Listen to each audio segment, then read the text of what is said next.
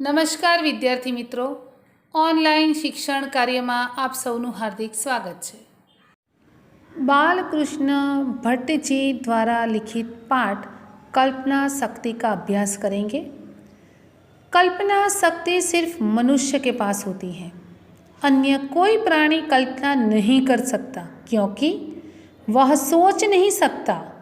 प्रस्तुत निबंध में लेखक ने कल्पना शक्ति के महत्व को दर्शाने की कोशिश की है।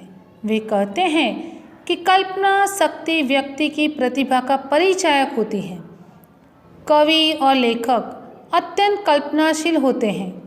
अपनी कल्पना के आधार पर ही वे दुनिया के अमर साहित्य का सृजन करते हैं। कल्पना सृजन के लिए अनिवार्य तत्व है, किंतु लेखक व्यंग्यपूर्ण भाषा में हमें यह भी बताने से नहीं चूकते कि सिर्फ कल्पना करना पर्याप्त नहीं होता, बल्कि अभ्यास ज़्यादा महत्वपूर्ण होता है। तो आइए पढ़ते हैं पाठ कल्पना शक्ति। लेखक परिचय। आधुनिक हिंदी साहित्य के शीर्ष निर्माताओं में से एक बालकृष्ण भट्ट का जन्म इलाहाबाद उत्तर प्रदेश में हुआ। उन्हें प्रारंभ में घर पर ही 15-16 वर्ष तक संस्कृत की शिक्षा मिली।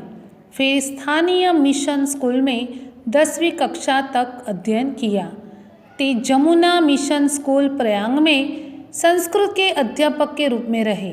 वे एक सफल नाटककार, पत्रकार, उपन्यासकार और निबंधकार थे।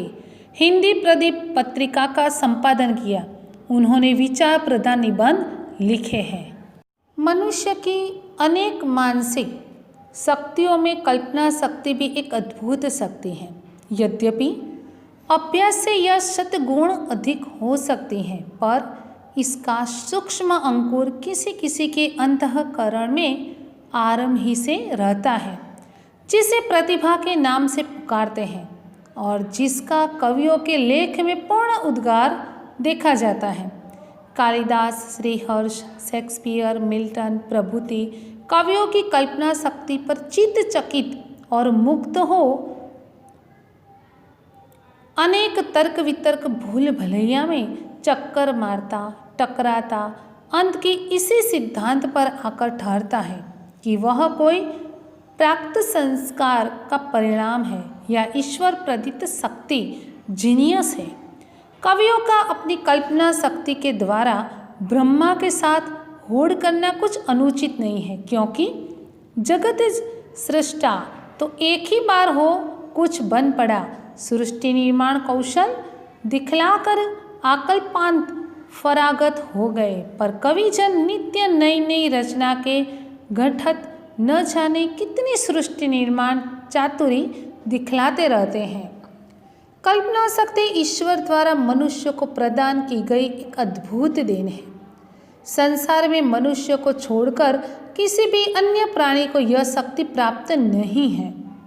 किसी किसी व्यक्ति में जन्म से ही कल्पना शक्ति के बीज अंकुरित हो जाते हैं और उम्र बढ़ने के साथ इसका विकास होता जाता है।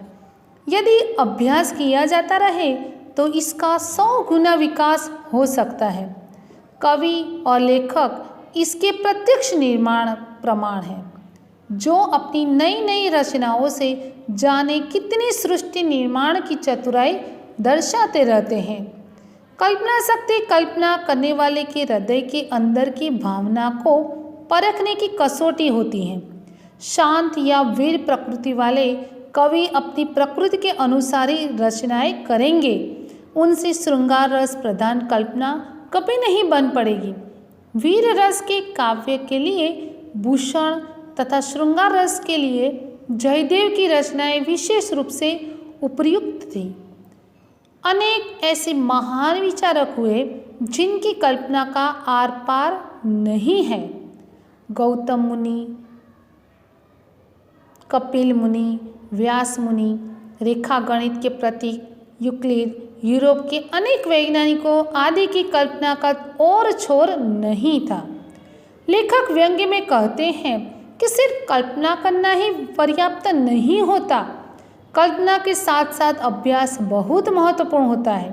वैसे संपूर्ण भारत ही इस कल्पना के पीछे नष्ट हो गया, जहाँ कल्पना के अलावा करके दिखाने के योग्य यानी प्रैक्टिकल कुछ रहा ही नहीं।